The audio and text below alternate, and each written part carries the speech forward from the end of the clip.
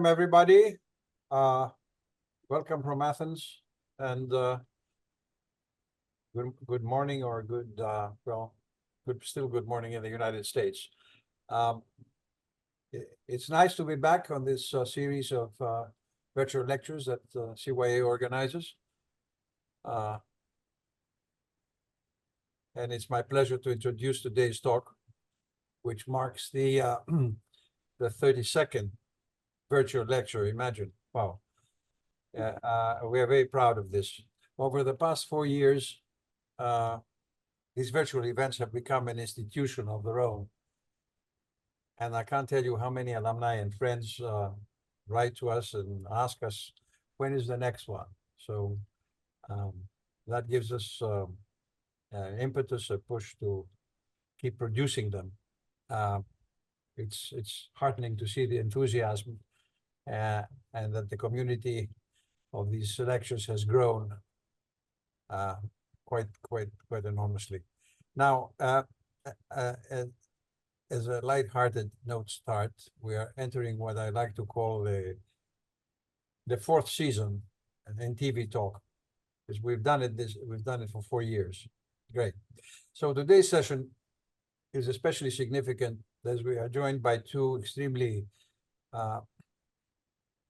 esteemed educators and thinkers from our CYA family.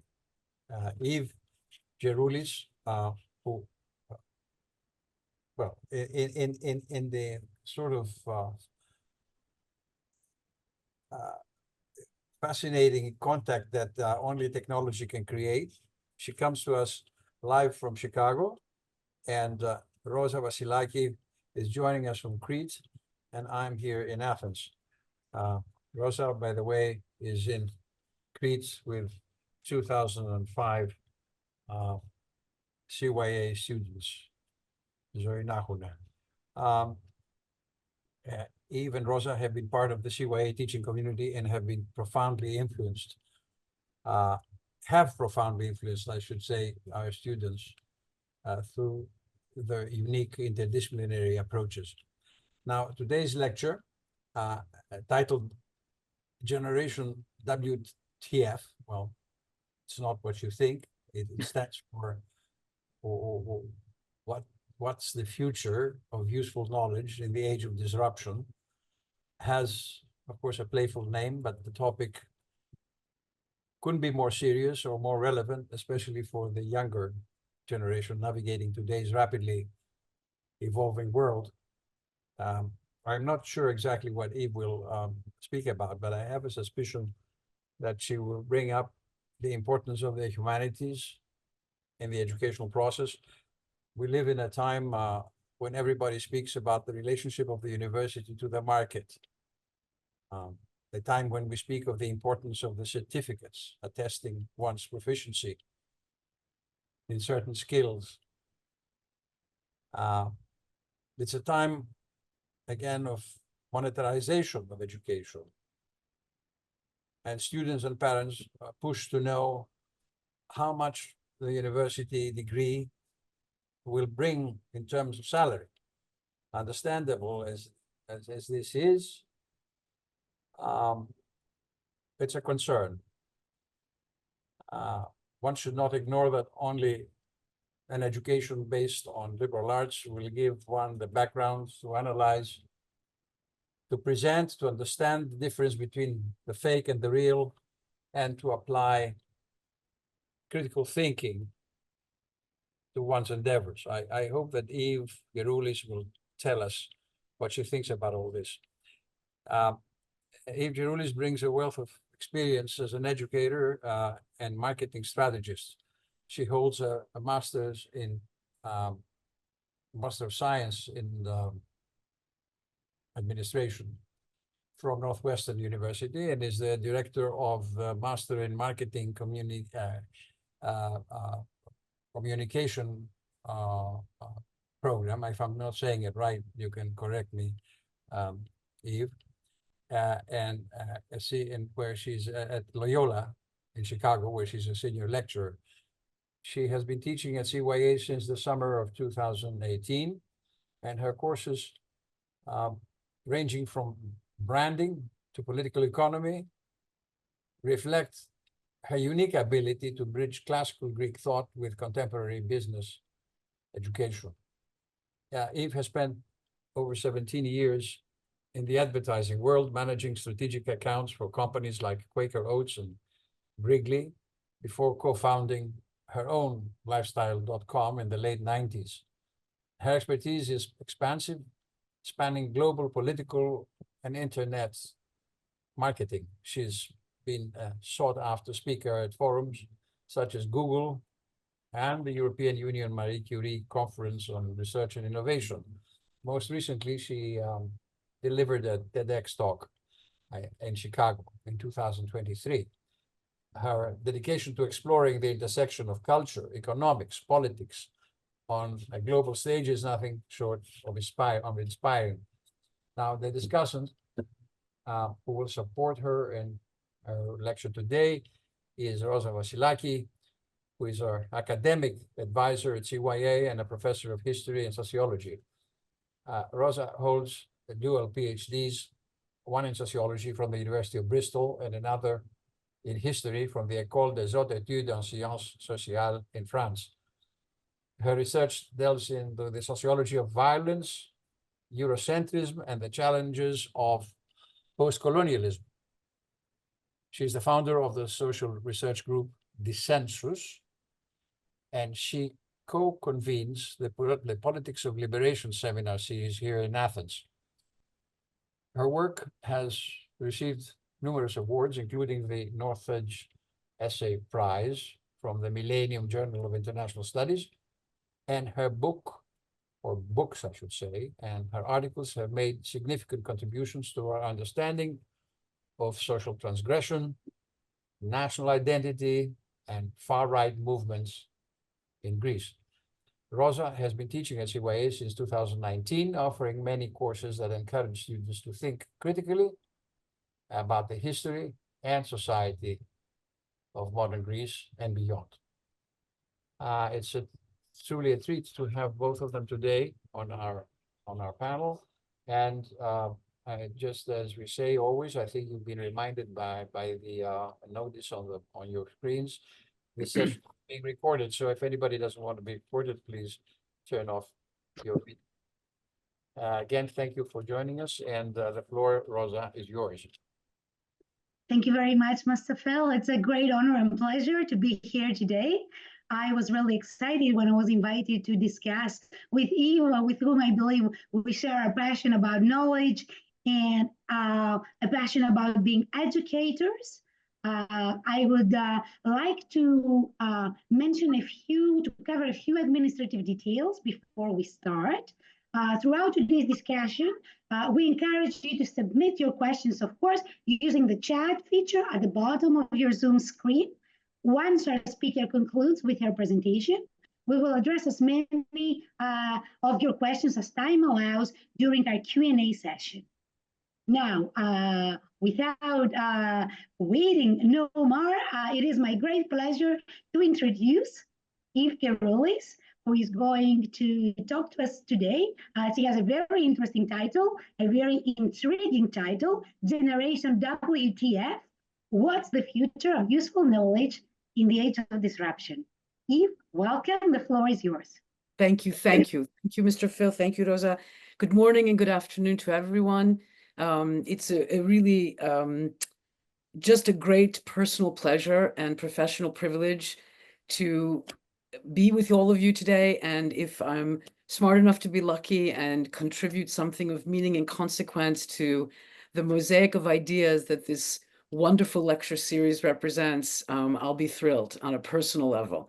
As somebody who's devoted almost 2 decades teaching business students from all walks of life and all corners of the world, the past 5.5, 6 summers that I've been privileged to teach at CYA truly have been the most rewarding because it's given me an extraordinary platform to give voice to something I've been doing in my classrooms in varying stages for the last 20 years, but to try and help Generation WTF, which for me is a deep term of affection and endearment, because they are the generation of the future, and all of my work is dedicated to them.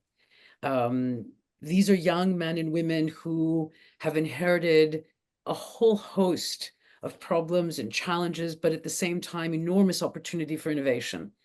And central to my sort of professional thesis, or what gets me up every morning, is this notion of teaching them to understand that while they think everything is incredibly modern, it's important they understand that much of what they're facing is wholly ancient.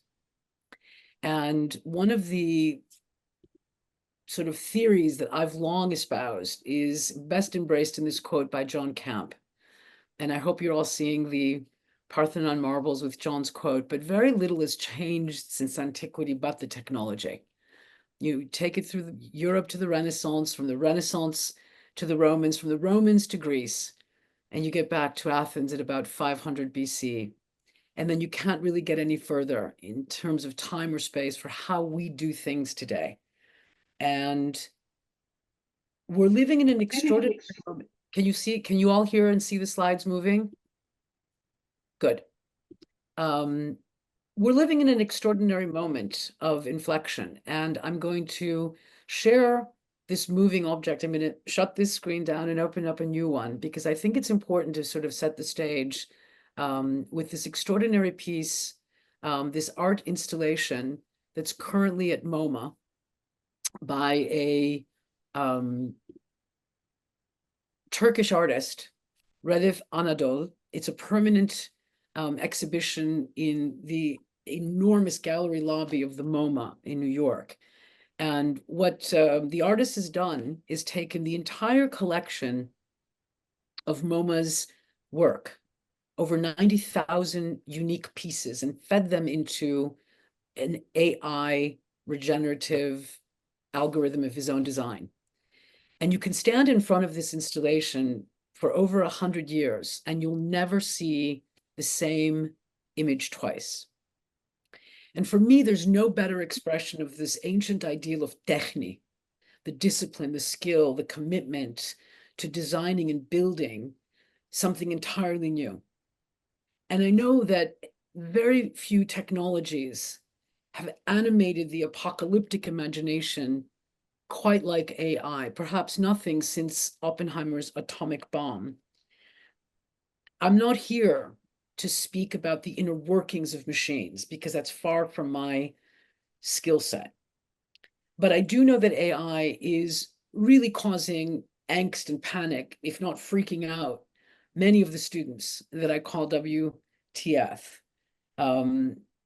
As somebody old enough to remember the Cold War, as somebody who remembers, these drills we had as students in elementary school, hiding under desks in the event of a nuclear bomb, there's no desk for us to hide under this time, particularly when you look at this image that is dancing before us.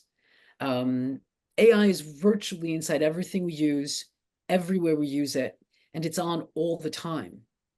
And this is our new reality. This is where we will continue to live, work, and love, and learn. I don't know if this is humanity's Prometheus or Icarus moment.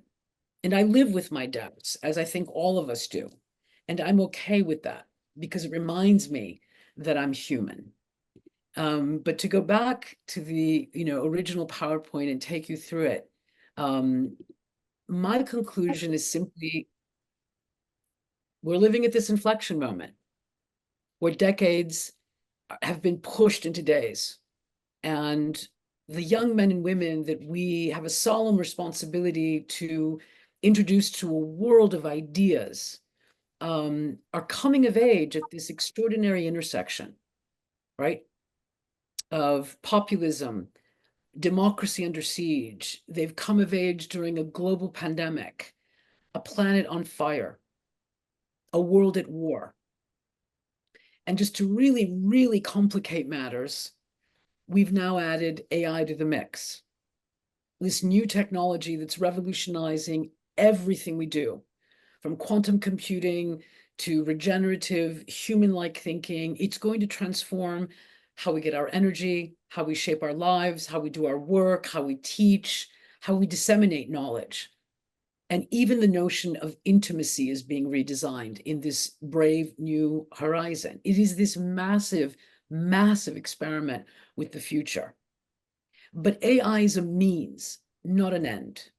Is it an extraordinary breakthrough in the technology adoption? Absolutely. It isn't an incremental evolution. It is like no other technological advance in human history, and it will transform everything. But we don't need to necessarily panic if we understand that AI need not transform into handmaidens, but can be an extraordinary tool for us to help our students unleash, not institutionalize their imagination amidst all these converging global forces. And I think that demands context-building pedagogy that bridges the lessons rising from antiquity and applied to current and future challenges. Our job is to not prepare students for today, but to equip them to ask questions important to humanity as they walk into a future of opportunity and profound challenge. And for me, that means not stigmatizing mistakes or inhibiting their creativity, but empowering them to embrace the great social historian Max Weber's ambition of making scholarship a vocation. And that begins by instructing them to major in being human. Far too many of the students that I interact with, whether in Greece or Italy or the United States, come to university campuses convinced that the most important decision they're going to have to make is the choice of career. And they go through narrow academic silos, studying, in very sort of Scandinavian and German, non-interdisciplinary silos. And I think that era has evolved and lapsed.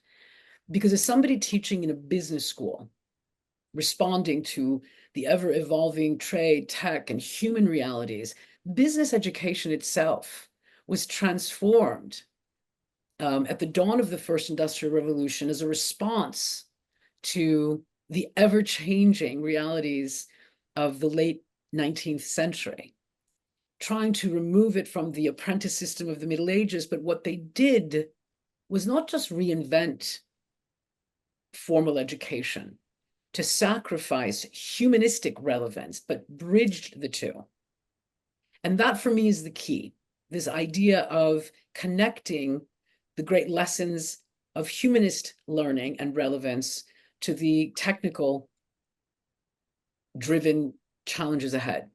So it ushers in a reality where these young men and women are graduating from programs and walking into a future less dependent on redundant, repetitive tasks, but they're going to have to create lifelong learning skills. And that depends on us creating the content, context, and entirely new educational infrastructure that enables that. And so I believe it requires a public-private partnership on the scale of a Marshall Plan or even Manhattan Project, where the greatest minds of education get together and reinvent how and what and why we teach. And we've done that before.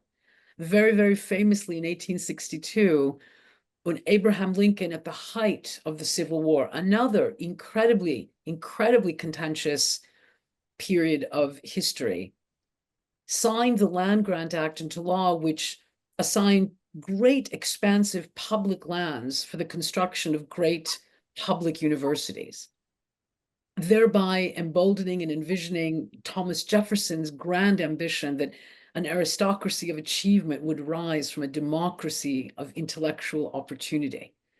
And, a fun fact that always feeds me, of all of Thomas Jefferson's accomplishments, his tombstone has him down as the father of the University of Virginia, right? One of those great public universities. We've reimagined higher education before, and we can again, because we're facing all kinds of challenges that were not that dissimilar in ideological foundation to that Civil War era of Lincoln. I mean, there's even a Harvard business case study on why Lincoln decided and believed so deeply that the mechanical and agricultural sciences of the first industrial revolution needed to be taught through these great public institutions in order for the United States to rise from the ashes of the Civil War, of a deeply contentious cultural moment, political moment, economic moment.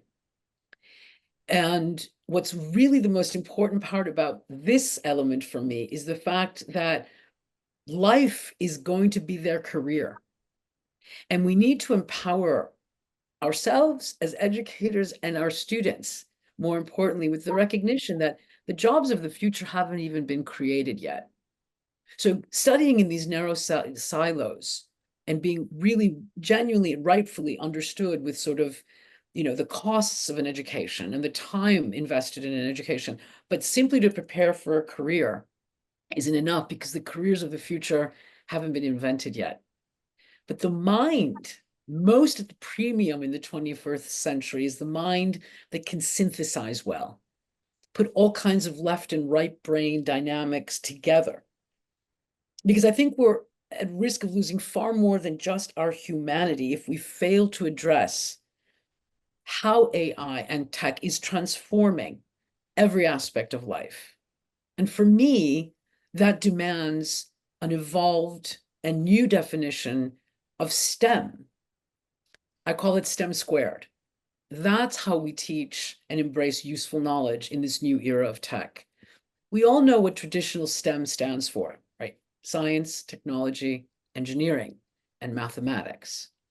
But STEM squared also teaches self-awareness, thoughtfulness, empathy, and meaning. And it's about connecting the two. We have absolutely a rightful quest to graduate students in STEM disciplines. We're going to need, right, self-aware scientists, thoughtful technologists, empathetic engineers, and mathematicians who inspire meaning. And we do that through the timeless knowledge of pedia, a marvelous word described by Aristotle about educating mind and spirit. And if we don't do both, we fail them. And that's what's been so wonderfully powerful for me in interacting with CYA students all these summers. The great curiosity that they bring to this equation, the thirst for bridging, right? The spiritual with reason. And the openness which with they embrace, right, the topics. STEM squared is really about understanding and considering how the world is going to have to evolve to bridge left and right brain demand, because we cannot take for granted that the great reforms vital to both scientific and social progress can be achieved if we don't infuse STEM with STEM squared. Because the great centers of ancient learning, Plato's Academy, the Lyceums, Bologna, El-Azhar in Cairo, Cambridge, in their origin, devoted time and attention to addressing the value of life itself, not just about educating for career.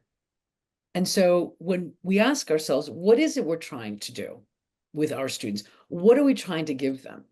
Well, I think we have to awaken the next Einstein, Galileo, and Turing, but also spend time helping the next Jane Austen or Jane Goodall or Hypatia.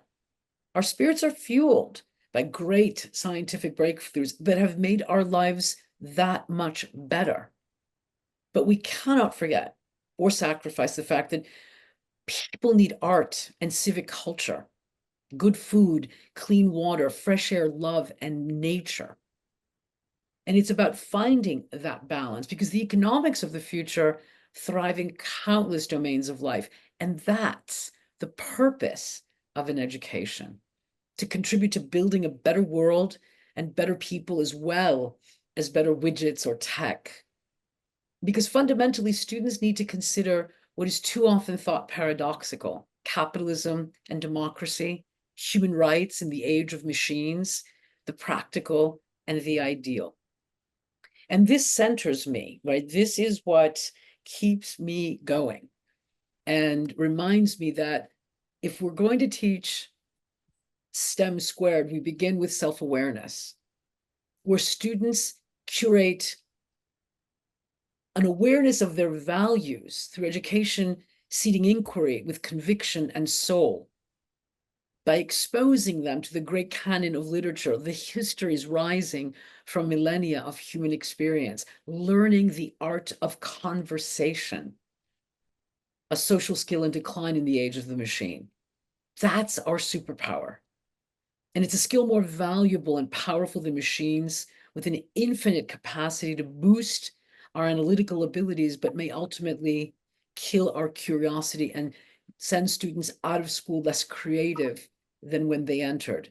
Knowing thyself, that self-awareness is the foundation of this concept of STEM squared. Students need thoughtfulness by being fearless enough to live in quiet moments of reflection that build their character. I teach my students as often as I can. I have my own children. For the record, I have 4 of my own between the ages of 32 to 23. Curate a private life, protect privileged information, spend quiet time meta-thinking about the thinking. And the best way to do that is daydreaming, something young people have been denied because they're constantly tethered to devices. I fear that we risk human regeneration when we live and work exclusively through the anonymity of always being connected. It's a wonderful tool. Look at what we're doing today. This wouldn't be possible without technology. But it's how we harness it, how we, address and understand. You can't supplant timeless knowledge with machines that don't care if they're truthful, but only if they're convincing.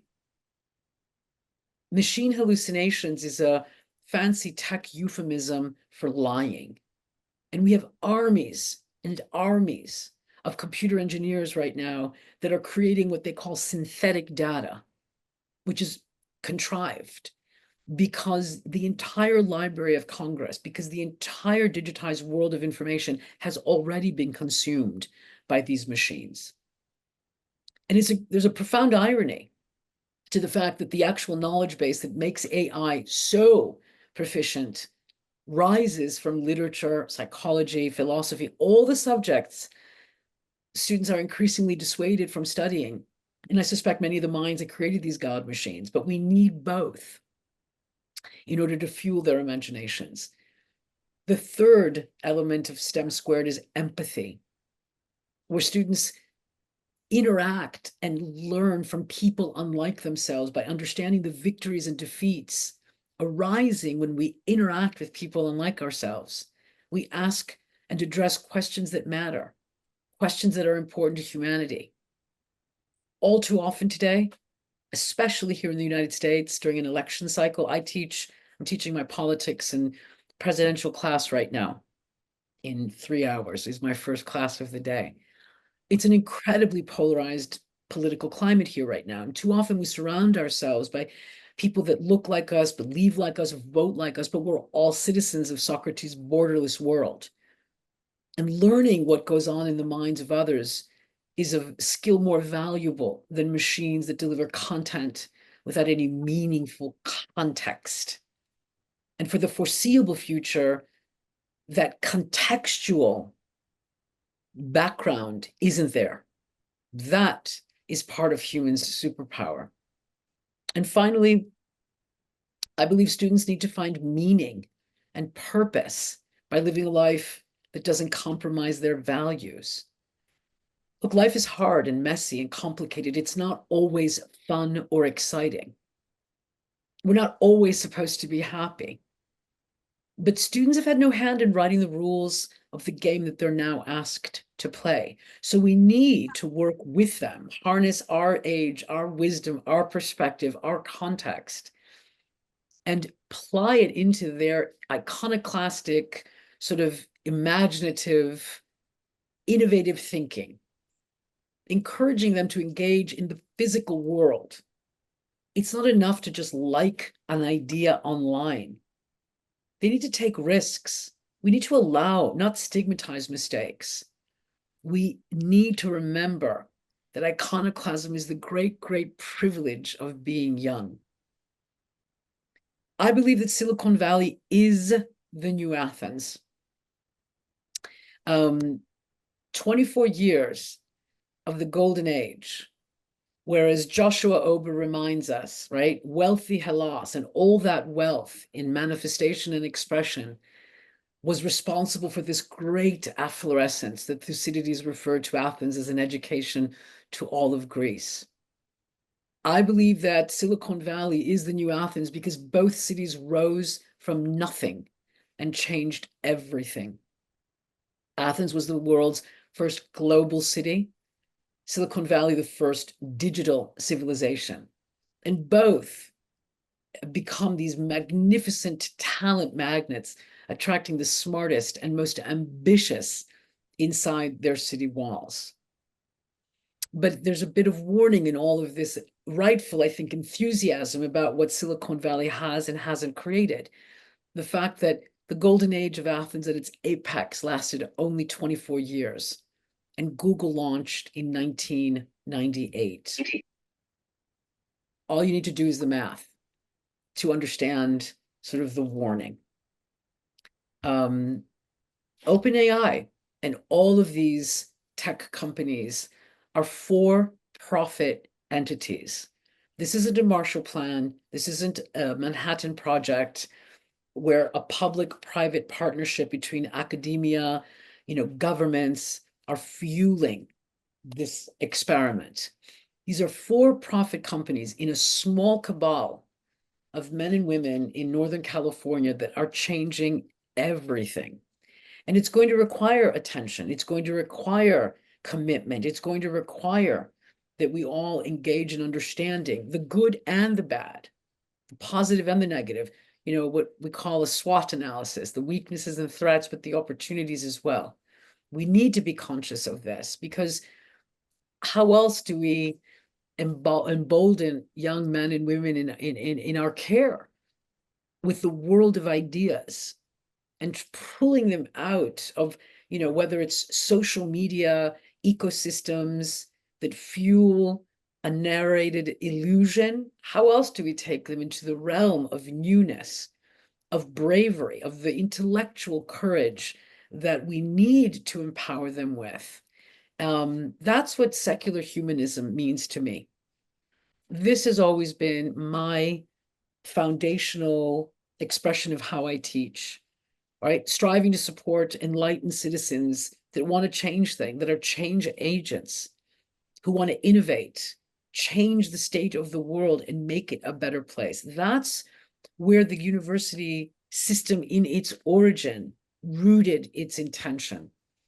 And I start and end this address with a very personal anecdote that has always meant a great deal to me in my time teaching at CYA. I always begin my classes at Pnyx Hill, the literal birthstone of democracy, which for me has the most magnificent view, right, of the Parthenon and Acropolis. And we sit there and we walk around, the sort of peripatiko kind of concept of learning and walking and thinking and sitting.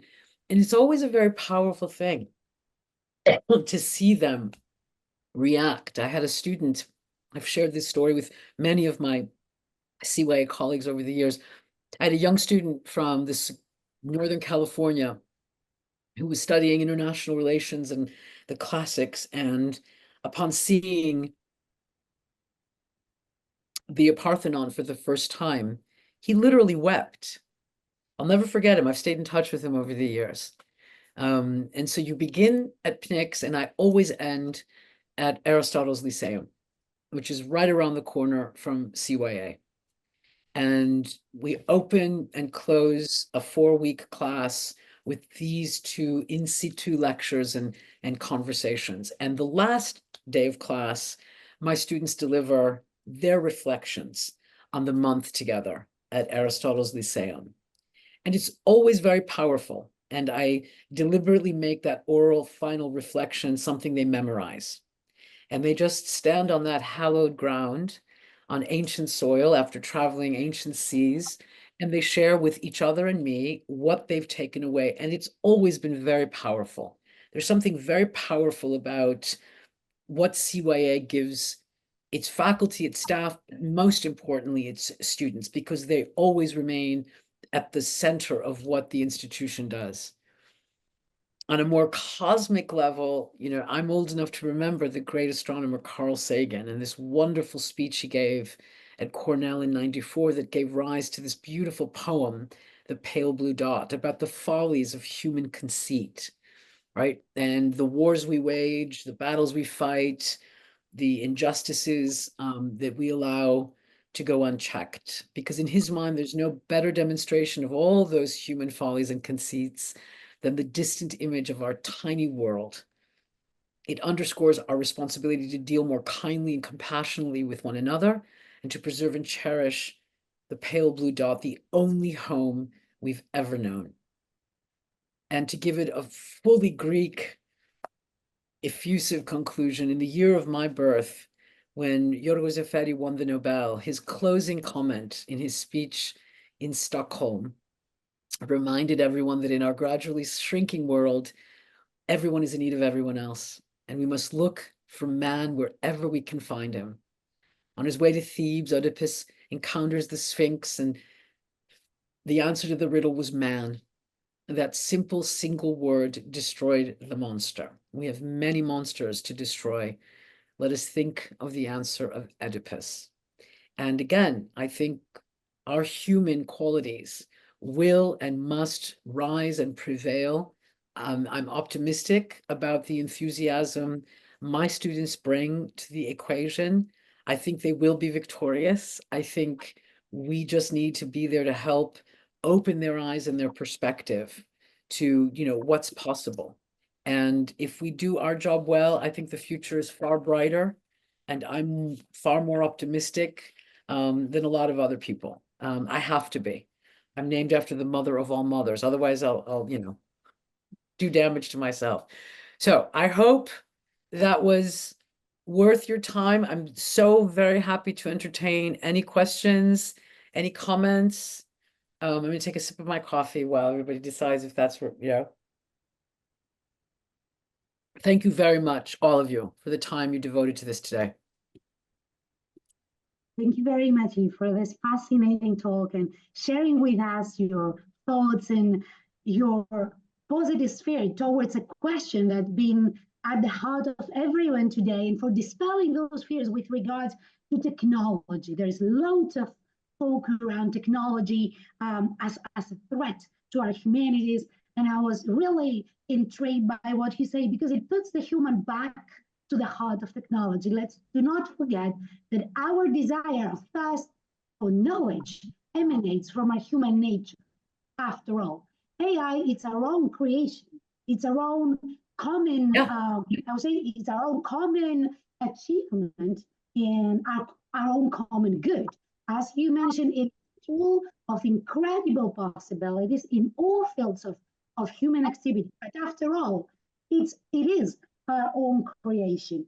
I was also very interested by the fact that you brought together the ancient and the modern, the ancient and the new. Some of these questions are perennial, existential questions. The question of what is a human, which is at the heart of AI, has been from antiquity, and as we see, from safaris to science fiction movies to Blade Runner, who is the human? What is the human? What does this human stand for? How we conceptualize in different eras. And some of those, this question has haunted and fascinated humanity, has had a huge impact in knowledge, in culture, in understanding our need for spirituality or religion, whether secular or not.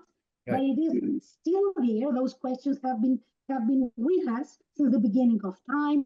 It's true that AI, and I also see it with students, we discuss questions of knowledge, and of course the distinction between knowledge and information, which we had the opportunity to discuss before ourselves. What is the distinction, and why it is so important, why the role of communities is so important in understanding that knowledge is something that transcends simple information. You mentioned, for instance, self-awareness, thoughtfulness, empathy, meaning, of course. None of us can live without meaning in our life.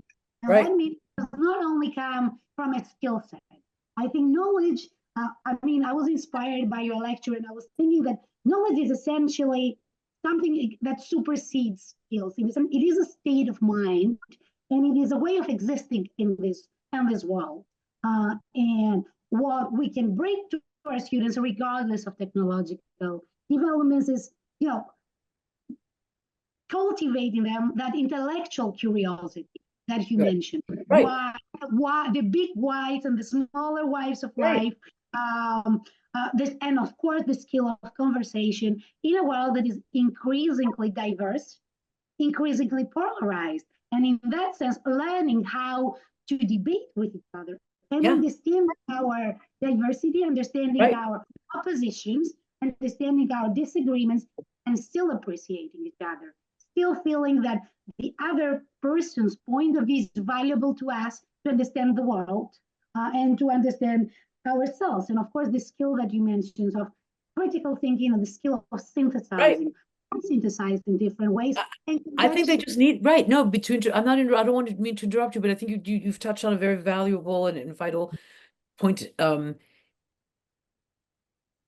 We can no longer just teach these young men and women the technical skills that through the traditional, pedagogical approach. I think what we need to be doing is empowering them to make mistakes.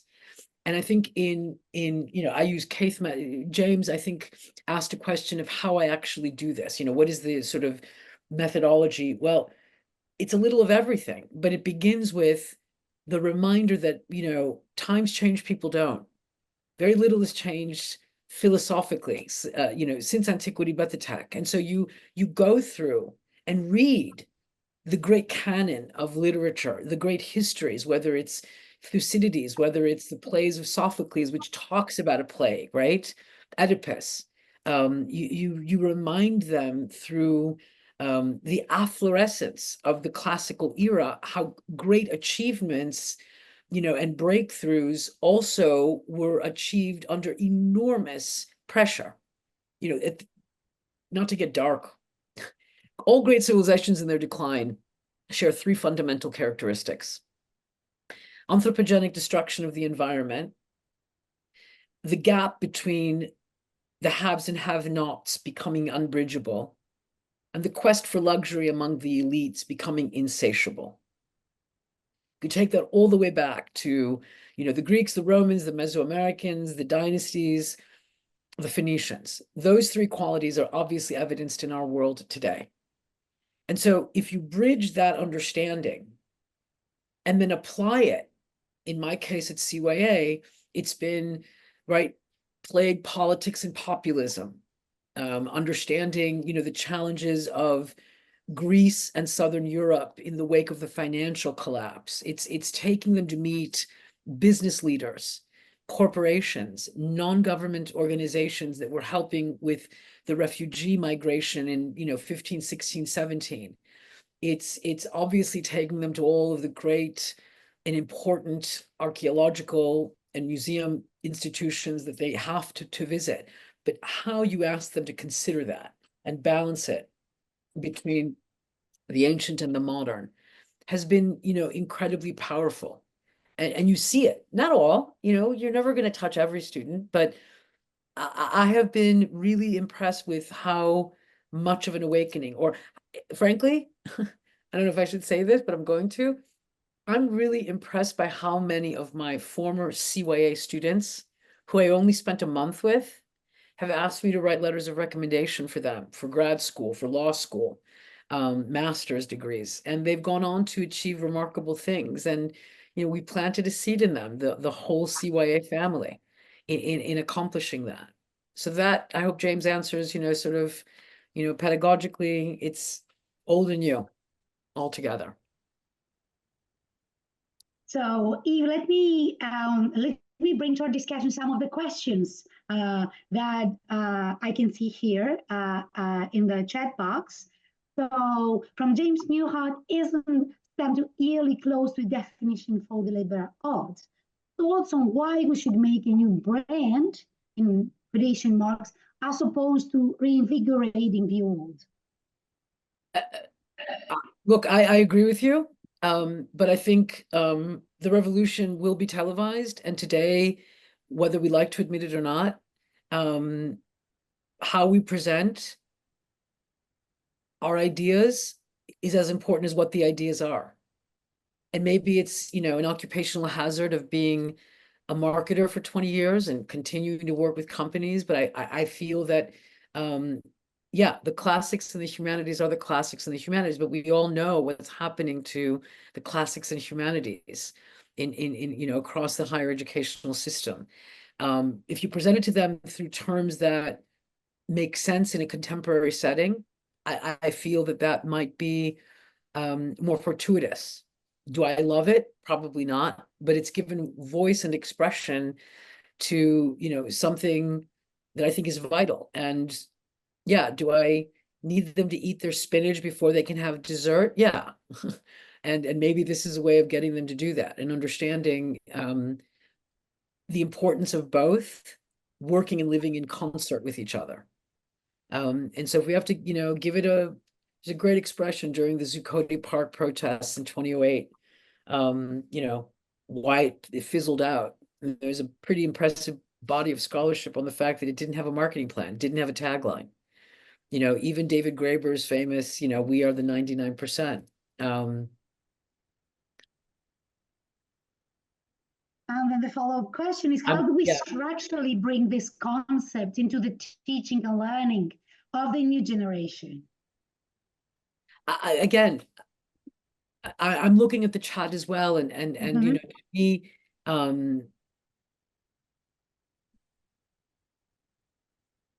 we're fighting over nomenclature. And one of the things I think that has long frustrated me is that we lack the nomenclature to express the world we live in today, or if not lack it, we're afraid to embrace it. We are a world at war. We are a world facing profound technological breakthroughs. We are a world where, social media and codependency on technology has made us less happy, less enlightened, more siloed, more committed to our, comfort of our opinions versus the discomfort of new ideas. And so for all of its breakthroughs and positive characteristics, those blowback externalities need to be addressed with progress. I mean, the progressivism, by definition, right? Progressivism is about moving forward, about understanding and evolving and not being tied and tethered to what may be anachronistic paradigms or language or how we approach challenges.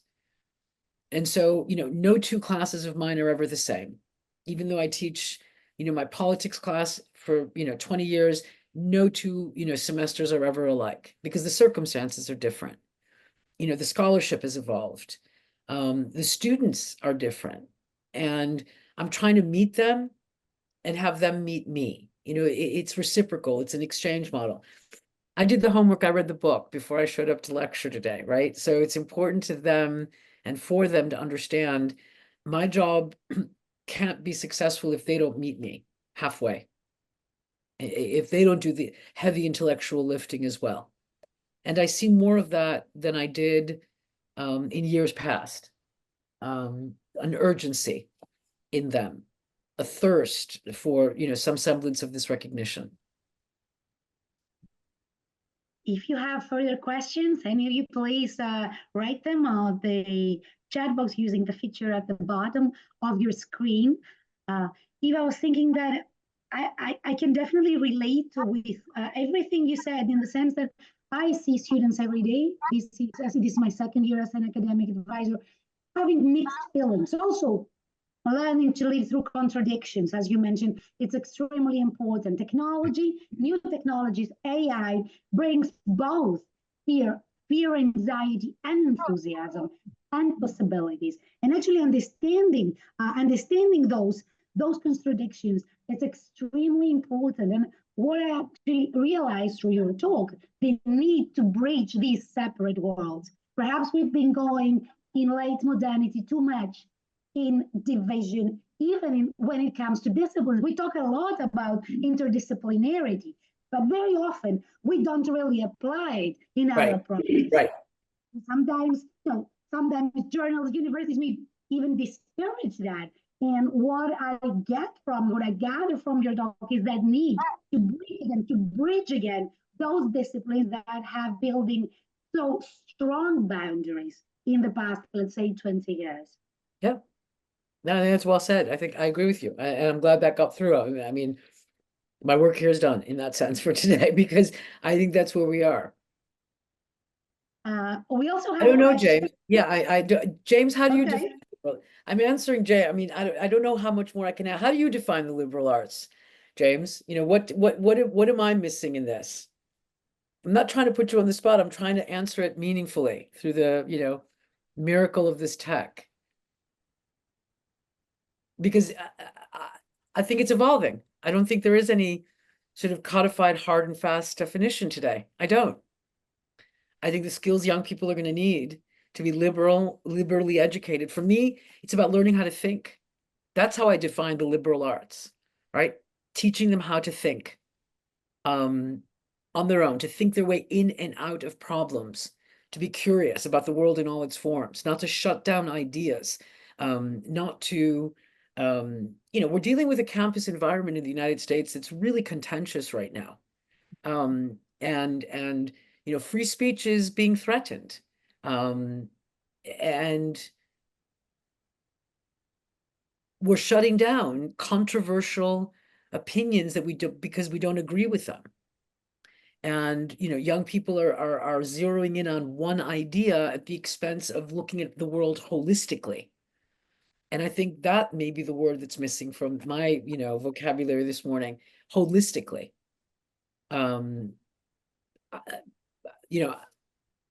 Look, I tell my students, I live among them, right? I've got 3 daughters and a son, and I'm always, moved personally as a parent.